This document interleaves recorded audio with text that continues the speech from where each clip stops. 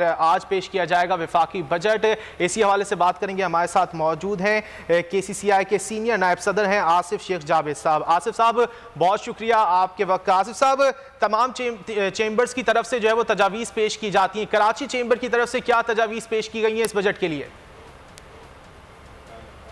जी बहुत शुक्रिया। बात यह है कि कराची चेंबर की तरफ से हमेशा तजावीज़ दी जाती हैं और गुज़िश्ता सालों में ऐसा होता रहा कि वो हमारी तजावीज़ को उन्होंने बहुत ज़्यादा तजावीज़ एक्सेप्ट नहीं की, लेकिन इस दफ़ा उम्मीद है कि हमारी तजावीज़ भी एक्सेप्ट होंगी और हर सेक्टर के मुतालिक कराची चेंबर तजावीज़ पेश करता है, चाहे वो एनर्जी सेक्टर है, वाटर है, पावर है और इंडस्ट्रियल ग्रोथ के लिए।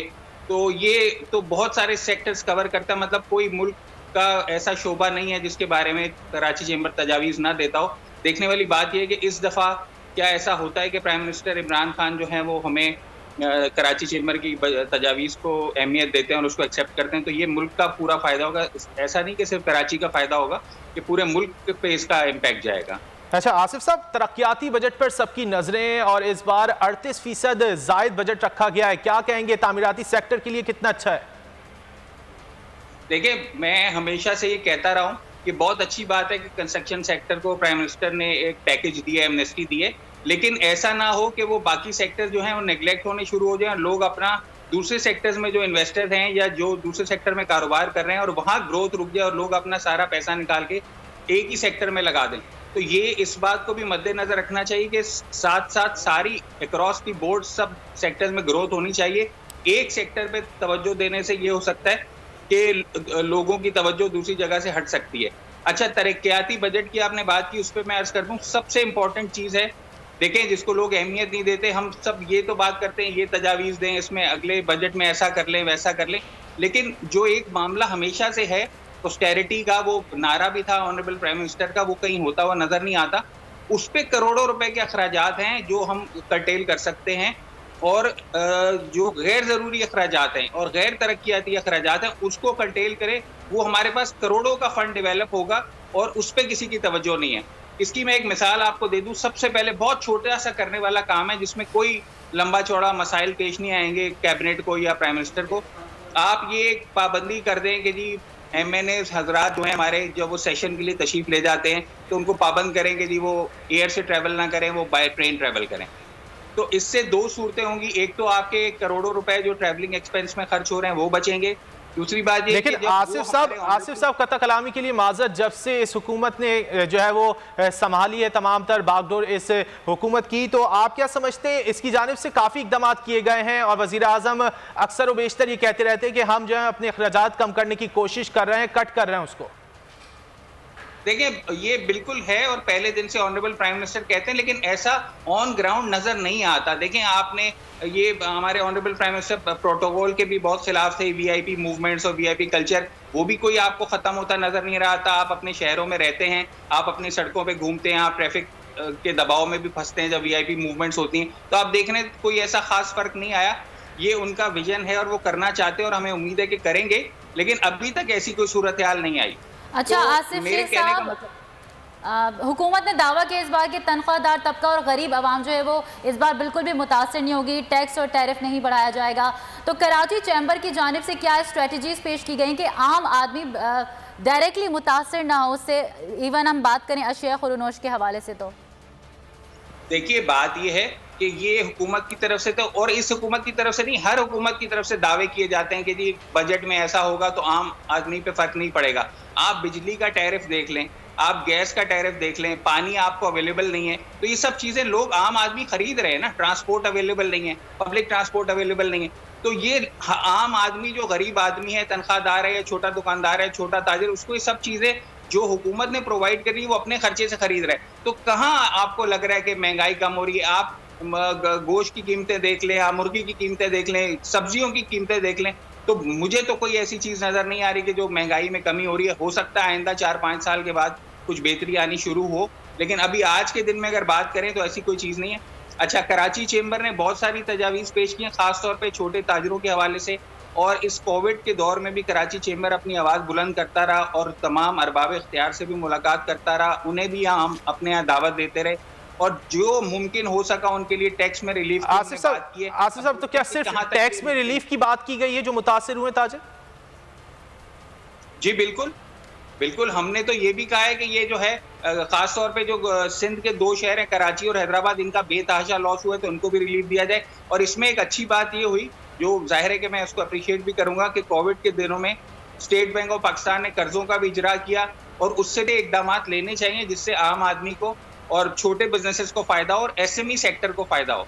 इस वक्त ये हो रहा है कि अगर मैं आपको एक बात कह दूं कि अगर एक्सपोर्ट का बड़ा शोर होता है, और जाहिर है एक इंपॉर्टेंट बात है, एक्सपोर्ट्स हमारी बढ़ रही होती हैं, लेकिन देखें वो में ग्रोथ नहीं है। जो स्मॉल एंड मीडियम बिजनेसेस हैं, वो स्मॉल मीडियम बिजनेसेस हाउस जो हैं वो तरक्की नहीं कर रहे। तो ये भी गौर करने वाली बात है कि मतलब ठीक है आपकी तरक्की भी हो रही है, एक्सपोर्ट भी बढ़ रही है कोविड के सिलसिले में। आसिफ साहब, एक्सपोर्ट्स जहां बढ़ रही हैं वहीं इंपोर्ट्स में भी खासा इजाफा देखा गया है, जिसकी वजह से तिजारती खसारे में भी इजाफा हुआ है। उसको कैसे कम किया जाए? देखें, बात ये है जो मैंने आपसे अर्ज की पहले, सबसे पहले के अखराजात को कर्टेल करें। इंपोर्ट में भी हमें देखना होगा कि अगर हम इंपोर्टेड, यहाँ पे चॉकलेट भी इंपोर्टेड खाना चाहते हैं और इंपोर्टेड मक्खन मंगाना चाहते हैं तो ऐसा नहीं होगा।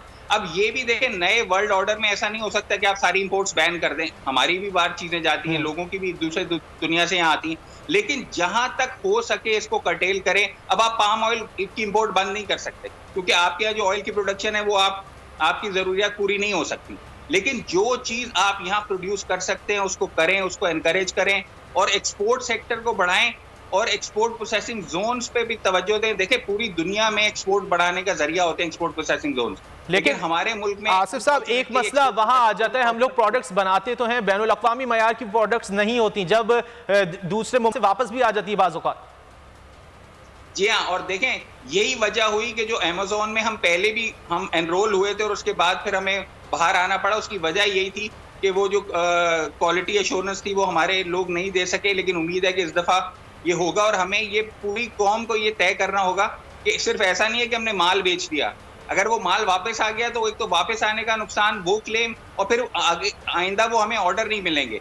तो इस पे क्वालिटी एश्योरेंस भी बहुत ज़रूरी है। लेकिन मैं यहाँ एक चीज़ मैं ज़रूर अर्ज करना चाहता हूँ आपके चैनल के जरिए, एक्सपोर्ट प्रोसेसिंग जोन्स की मैं बात करना चाहता हूँ। बहुत सारे यूनिट्स जो हैं वो एक्सपोर्ट प्रोसेसिंग जोन में बंद हैं।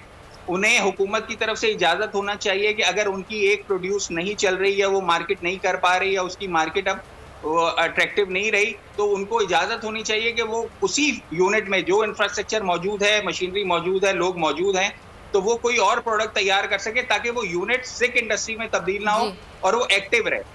तो अच्छा आसिफ जी साहब, बजट जो है अवाम दोस्त है या नहीं, डिबेट तो चलती रहेगी, लेकिन हुकूमत का ये एहसन कदम कहा जाएगा, आप इसे अप्रिशिएट करेंगे या नहीं कि IMF के बिजली के नर्ख बढ़ाने के मुतालबे को मुस्तरद कर दिया गया है, मुतबादल तरीके से उनको प्लान भी पेश किया गया है? देखें, बात यह है कि ये इसमें मैं ज़रूर इसको अप्रिशिएट करूंगा और मैं एक्नॉलेज भी करता हूं कि ऑनरेबल प्राइम मिनिस्टर की पूरी कोशिश है कि बेहतरीन से बेहतरीन जो है वो बजट पेश किया जाए और आवाम को रिलीफ दिया जाए। लेकिन बात यह है कि वो कुछ ऐसी चीज़ें हैं कि वो नहीं कर पा रहे। अभी तक देखें कोई आम आदमी को रिलीफ नहीं मिला जी। तो प्राइम मिनिस्टर की तो कोशिश है और वो बहुत जगह पे ऐसा करते भी हैं, जैसे अभी पेंशनर्स की भी बात हो रही थी, उन्होंने टैक्स को उसको मुस्तरद कर दिया कि पेंशनर्स के ऊपर टैक्स नहीं होना चाहिए। इसी तरह बिजली का भी IMF से बात की है। तो इंशाअल्लाह ताला उम्मीद है कि आइंदा कुछ बेहतर होगा इस बजट के बाद। आसिफ साहब, वज़ीर आला सिंध की जानिब से कुछ रोज़ कबल जो है वो एक प्रेस कॉन्फ्रेंस की गई जिसमें उन्होंने हुकूमत को शदीद तनकीद का नतीजा वो निशाना बनाया और कहा कि कराची की तरक्की के लिए उस तरह पैसे नहीं रखे गए जिस तरह दीगर शहरों की तरक्की के लिए रखे गए या सिंध के लिए नहीं रखे गए, दीगर सूबों के लिए रखे गए। आप क्या कहेंगे इस बारे में?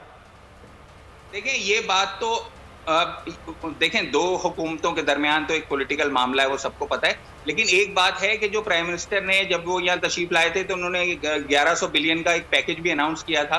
तो एक आम कराची का जो बंदा है उसको भी कहीं नजर नहीं आया कि वो जो पैकेज क्या वो यहाँ पे अवार्ड हो गया है या वो पैसे मिल गए हैं या उस पर कुछ काम हो रहा है। तो इसकी वजह से भी कराची के लोगों में बेचैनी है। देखें, जब कराची का बंदा ये समझता है कि वो मेजर उस पोर्शन जो रेवेन्यू का है वो जनरेट कर रहा है, उसका शहर जनरेट कर रहा है, और सिंध का जो मेजर 90% तकरीबन जो है रेवेन्यू कराची जनरेट कर रहा है, तो फिर जाहिर है कि कराची के लोगों में बेचैनी होती है कि भाई हमें भी कुछ प्रोजेक्ट्स मिलने चाहिए। देखिए, ऐसा नहीं होना चाहिए कि कोई हुकूमत के जाने से एक प्रोजेक्ट बंद हो जाए, उसका नुकसान तो कराची के बंदे को हो रहा है।